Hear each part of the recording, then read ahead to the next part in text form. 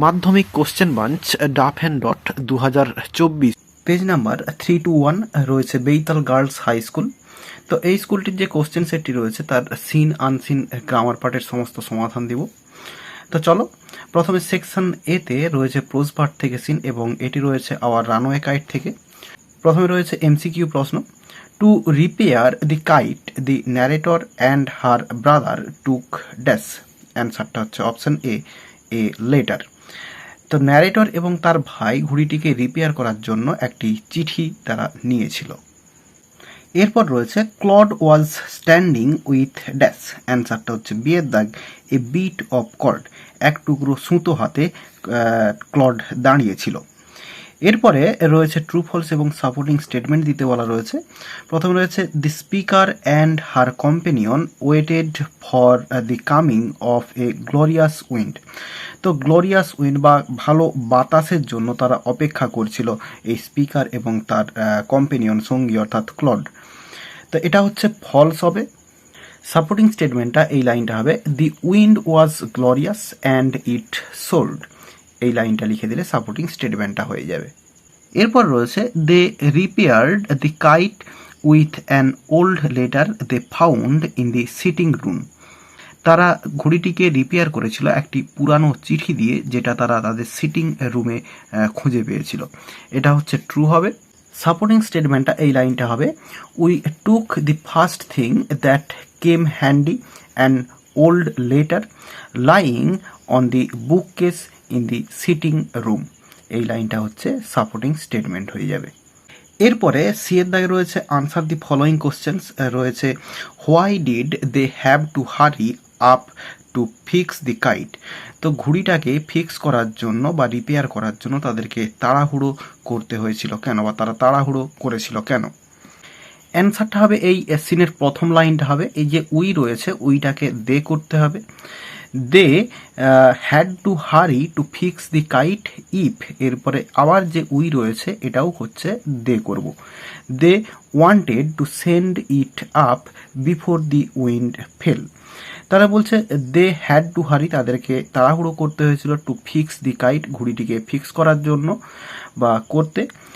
If they wanted, যেহেতু তারা চেয়েছিল টু সেন্ড ইট আপ, এটিকে ওপরে পাঠাতে, বিফোর দি উইন্ড ফেল, বাতাসটা বন্ধ হয়ে যাওয়ার আগে, তাহলে এই ফেল পর্যন্ত হবে এবং উইগুলো যেগুলো রয়েছে এগুলোকে দে করতে হবে, তাহলেই অ্যান্সারটা হয়ে যাবে। এরপরে রয়েছে where did the kite fly away two. তো ঘুড়িটা কোথায় উড়ে গিয়েছিল। অ্যান্সারটা এই লাস্ট লাইনটা হবে এই যে আওয়ার কাইট রয়েছে, আওয়ারটা লিখবো না, এর জায়গায় দি কথাটা লিখবো। দি kite had sailed away over to the mainland, অর্থাৎ মেনল্যান্ডের ওপর দিয়ে ঘুড়িটা উড়ে গিয়েছিল। এরপর দুইয়ের দাগে পোয়েট্রি পার্ট থেকে সিন রয়েছে মাই ওন ট্রু ফ্যামিলি থেকে। প্রথমে এমসিকিউ প্রশ্ন, the expression you do not blink an eye suggests the poet's dash. অ্যান্সারটা হচ্ছে এই option D apathy.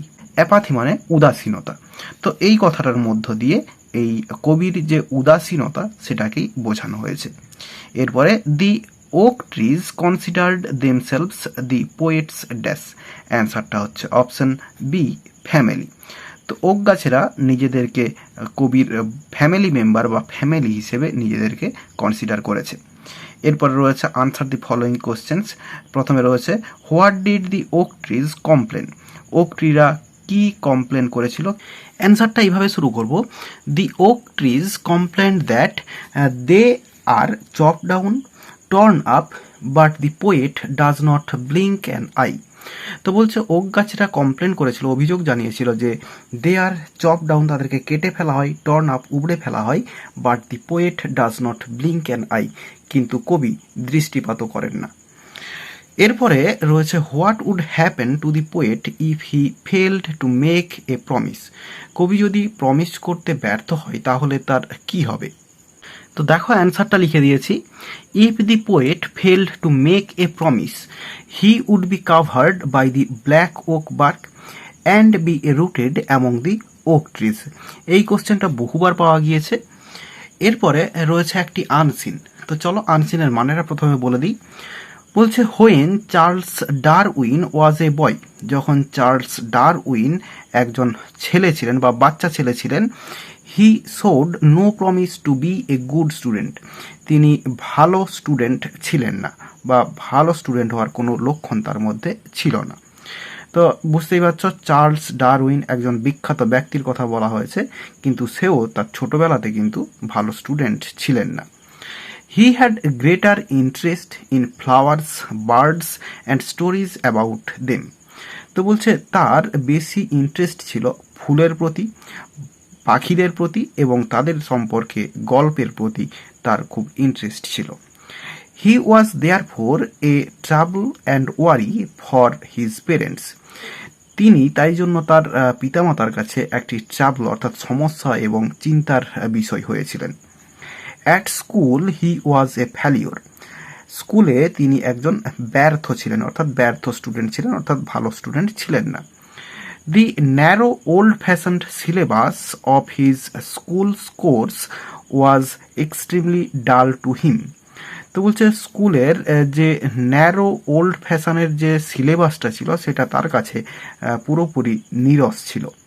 He was bored by Latin and Greek, তো তখনকার দিনে যে ল্যাটিন এবং গ্রিক ভাষা সেখানে পড়ানো হতো সেটাতে তিনি বোর হয়ে যেতেন। But he was attracted by things outside the course, কিন্তু তার যে আকর্ষণটা ছিল সিলেবাসের বাইরে যে সমস্ত জিনিসগুলো সেগুলোর প্রতি।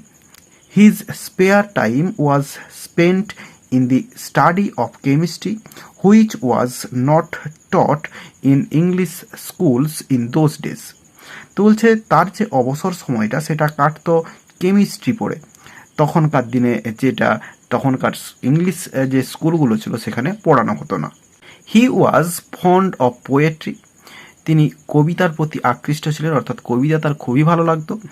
বাট অ্যাবাভ অল, কিন্তু সর্বোপরি অর্থাৎ সব থেকে যে জিনিসটা ভালো লাগতো, হি লাইকড লিভিং থিংস, তার জীবন্ত জিনিস বা প্রাণীদেরকে তিনি পছন্দ করতেন। অ্যানিম্যালস, তারপরে বলছে প্ল্যান্টস অর্থাৎ গাছপালা, অ্যান্ড অলসো রক্স, এমনকি যে পাহাড় পর্বত বা পাথর সেগুলোকেও তিনি পছন্দ করতেন। The boy Darwin was very keen on out sports, on horses, dogs, he loved to ride and to shoot. তো বলছে ছেলে যে ডারউইন তার তিনি খুব কিন ছিলেন অর্থাৎ তার খুব প্রিয় ছিল যে আউটসাইড স্পোর্টস যেটা ঘোড়ার ওপরে হতো সেটা তার পছন্দ ছিল।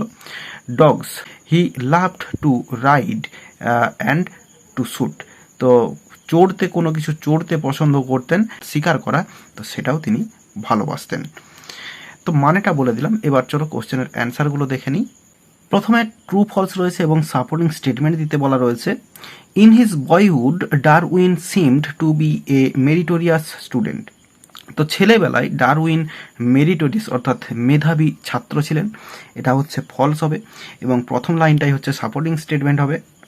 When Charles Darwin was a boy he showed no promise to be a good student, এতটা পর্যন্ত সাপোর্টিং স্টেটমেন্টটা হয়ে যাবে। His parents were worried about his failure, তার পিতামাতা চিন্তিত ছিলেন তার এই ফেলিওর অর্থাৎ ব্যর্থতাটার প্রতি, এটা হচ্ছে ট্রু হবে এবং সাপোর্টিং স্টেটমেন্টটা এখানে হবে he was therefore a trouble and worry for his parents, এটা হচ্ছে সাপোর্টিং স্টেটমেন্ট হয়ে যাবে। এরপরে রয়েছে বিয়ের দাগে কমপ্লিট দি ফলোয়িং সেন্টেন্সেস। প্রথমে রয়েছে ডারউইন ওয়াজ হাইলি ইন্টারেস্টেড, এরপরে ড্যাশ রয়েছে। তো ডারউইন প্রচুর পরিমাণে ইন্টারেস্টেড ছিলেন, সেটা হচ্ছে in flowers, birds and stories about দিম, এটা হচ্ছে অ্যান্সার হয়ে যাবে, অর্থাৎ ফুলের প্রতি, পাখিদের প্রতি এবং তাদের গল্পের প্রতি তিনি আকৃষ্ট ছিলেন। এরপরে to him the school syllabus, এরপরে ড্যাশ রয়েছে। তো স্কুল সিলেবাস এরপরে এখান থেকে হবে ওয়াজ এক্সট্রিমলি ডাল টু হিম, তাহলে স্কুলের যে সিলেবাসটা সেটা হচ্ছে তার কাছে পুরোপুরি নীরস ছিল আর কি। এরপরে দি বয় ডারউইন লাভড, এরপরে ড্যাশ রয়েছে, তিনি ভালোবাসতেন, এই যে এখানে রয়েছে loved to ride and to shoot. এরপরে সি এর দাগে রয়েছে আনসার দি ফলোয়িং কোশ্চেন্স রয়েছে, how did Darwin spend his spare time in school. তো স্কুলে যে অবসর সময়টা তার কিভাবে কাটতো ডারউইনের। তো অ্যান্সারটা দেখো এখানে রয়েছে, এই যে his spare time was spend in the study of chemistry which was not taught in English schools in those days. তাহলে এখানে এই যে হিজ রয়েছে, এখানে হিজ এর জায়গায় এখানে ডারউইনস কথাটা লিখে দিলে ভালো হয়, ডারউইন দিয়ে অ্যাপোস্ট্রোফি এস। তো ডারউইনস এরপরে স্পেয়ার টাইম ওয়াজ স্পেন্ট যা আছে লিখে দেওয়া হবে। তো কেমিস্ট্রি পড়ে তার যে স্পেয়ার টাইমটা অর্থাৎ অবসর সময়টা সেটা কাটতো, তখনকার দিন যেগুলো ইংলিশ স্কুলে পড়ানো হতো না। এরপর রয়েছে, what were the things that attracted Darwin the most in his boyhood days. তো তার ছেলেবেলাতে তাকে যেই জিনিসগুলো সব থেকে বেশি আকর্ষণ করতো সেটা হচ্ছে, তো অ্যান্সারটা হবে এইখান থেকে এই লাস্ট লাইনটা, the boy Darwin was very keen on outside sports on horses dogs, he loved to ride and to shoot. এই লাইনটা লিখে দিলে কিন্তু অ্যান্সারটা হয়ে যাবে এই কোশ্চেনটার। এরপর রয়েছে সেকশন বিতে গ্রামার অ্যান্ড ভোকাবুলারি, 4 দাগে রয়েছে do as directed. Over exercise harms our health. তো ফ্রেজাল ভার্ব ইউজ করতে হবে। তো এই হার্মসের জায়গায় হবে টেলস আপন, টেলস আপন। তো হার্মসের জায়গায় টেলস আপন লিখে দিলে অ্যান্সারটা হয়ে যাবে। এরপর রয়েছে, as soon as he reached the school the bell rang. Negative sentence করতে বলেছে। তো অ্যাজ সুন অ্যাজ দিয়ে থাকলে এবং নেগেটিভ সেন্টেন্স করতে বললে নো সুনার দিয়ে হয়ে যাবে, নো সুনার। এরপরে হবে হ্যাড, নো সুনার হ্যাড। এরপরে সাবজেক্ট হি। এরপরে ভার্বের third form reached, R E S C H E D. এরপরে দি স্কুল, দি স্কুল। এরপরে দেন বসবে, দেন। এরপরে the bell rang, the bell rang.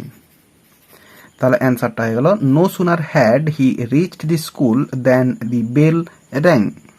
এরপর রয়েছে, the passage is too difficult to explain. এটা হচ্ছে কমপ্লেক্স সেন্টেন্স করতে বলা হয়েছে। তাহলে এখানে যেরকম রয়েছে সাবজেক্ট ভার্ব সেরকম লিখে দিব, the passage, PASSAGE, passage is. এরপরে এই যে টু রয়েছে এটার জায়গায় সো লিখবো, সো ডিফিকাল্ট, DIFFICULT, ডিফিকাল্ট। এরপরে দ্যাট, দ্যাট। এরপরে it can not be explained. তাহলে অ্যান্সারটা হলো, the passage is so difficult that it can not be explained. এরপর রয়েছে, father asked him have you no school today. এটা হচ্ছে ন্যারেশন চেঞ্জ করতে বলা রয়েছে। তাহলে রয়েছে ইন্টারোগেটিভ সেন্টেন্সে এবং ইয়েস নো কোশ্চেন্স রয়েছে। তো ফাদার আস্কড হিম যেরকম রয়েছে সেরকম বসে যাবে, ফাদার আস্কড হিম, আস্কড হিম। এরপরে ইফ আসবে লিঙ্কার হিসেবে, কারণ ইয়েস নো কোশ্চেন্স রয়েছে, ইফ বা ওয়েদার আসে, তো ইফ নিয়ে এলাম। এরপরে এই যে ইউটা হচ্ছে এই হিমকে বোঝানো হচ্ছে, তাহলে এখানে হি বসে যাবে, ইফ হি। এরপরে টেন্স চেঞ্জ হয়ে যাবে, হবে হ্যাভটা হ্যাড হয়ে যাবে। এরপরে নো স্কুল, নো স্কুল, এবং টুডেটা দ্যাট ডে হবে, দ্যাট ডে। তাহলে অ্যান্সারটা হলো, father asked him if he had no school that day. এরপর রয়েছে, I was called to Birla house by an urgent telephone. এটা ভয়েস চেঞ্জ করতে বলা রয়েছে। তো দেখো ওয়াজ রয়েছে এবং ভার্বের থার্ড ফর্ম রয়েছে, অর্থাৎ বি ভার্ব প্লাস ভার্বের থার্ড ফর্ম মানে প্যাসিভ ভয়েস রয়েছে। তাহলে সাবজেক্ট আই রয়েছে, কল্ড এটা ভার্ব রয়েছে, কিন্তু প্রিপোজিশন দিয়ে অর্থাৎ বাই দিয়ে অবজেক্টটা কিন্তু দেওয়া নেই। যদিও এখানে বাই অ্যান আর্জেন্ট টেলিফোন রয়েছে, এটা কিন্তু অবজেক্ট নয়, এটা হচ্ছে এক্সট্রা অংশ। তো আমাদেরকে ধরে নিতে হবে বাই সাম ওয়ান। তো বাই সাম ওয়ান এটা ধরে আমাদেরকে ভয়েস চেঞ্জটা করতে হবে। তাহলে প্যাসিভ ভয়েসে রয়েছে, অ্যাক্টিভ ভয়েসে তো নিয়ে আসবো প্রথমে। তাহলে সাম ওয়ানটা লিখে দেব, সাম ওয়ান। এরপরে রয়েছে সিম্পল পাস্ট টেন্সে রয়েছে, ভার্বের সেকেন্ড ফর্ম বসবে, কল্ড। এরপরে এই যে আই রয়েছে এটা হচ্ছে এ ভার্বের পরে অবজেক্ট হয়ে বসে যাবে, মি। এরপরে টু বিড়লা হাউস যা আছে পুরোটা লিখে দেবো, to Birla house, Birla house. By an urgent telephone, by an urgent telephone. তাহলে অ্যান্সারটা হলো someone called me to Birla house by an urgent telephone. এরপর রয়েছে I had not directly worked, এরপরে হবে worked with Gandhiji gone to prison dash his call, এখানে হবে at his call. তো এটা প্রিপোজিশন দিয়ে ফিল আপ করতে বলা ছিল, দুটো প্রিপোজিশন বসলো, এটা হচ্ছে উইথ এবং এটা হচ্ছে অ্যাট। তো এটা টেক্সট থেকেই রয়েছে, পাসিং অ্যাওয়ে বাপু থেকে। এরপরে 5-এর দাগে ভোকাবুলারি রয়েছে এবং এগুলোর মানে আনসিন থেকে খুঁজে বের করতে হবে। প্রথমে রয়েছে লিজিওর অর্থাৎ অবসর, সেটা হচ্ছে স্পেয়ার, SPARE অর্থাৎ অবসর সময় যেটা। এরপর রয়েছে ফিলিং অফ অ্যাংসিটি অর্থাৎ চিন্তিত বোধ করা, সেটা হচ্ছে ওয়ারি হবে, WORRY। এরপরে 6-এর দাগে যে রাইটিং স্কিল সেকশন সিতে রয়েছে, এই স্টোরিটা কিন্তু আগেই আপলোড করা হয়েছে, তোমরা এন্ড স্ক্রিনে পেয়ে যাবে, দেখো উঠছে, তো ওখান থেকে তোমরা দেখে নাও। তো এরই সঙ্গে সঙ্গে এই পেজটির সমস্ত সিন আনসিন এবং গ্রামার পার্টের সমাধান দেওয়া হয়ে গেল। আশা করি বোঝাতে পারলাম। ভিডিওটি ভালো লেগে থাকলে একটি লাইক করো এবং বন্ধুদের মধ্যে শেয়ার করো, এবং আমার এই চ্যানেলে নতুন হলে চ্যানেলটি সাবস্ক্রাইব করে পাশে থাকা বেল আইকনটি প্রেস করো পরের ভিডিওগুলি সবার আগে পাওয়ার জন্য। এই ভিডিওতে এতটাই দেখাবে, নেক্সট ভিডিওতে ভালো থাকো সবাই, ধন্যবাদ।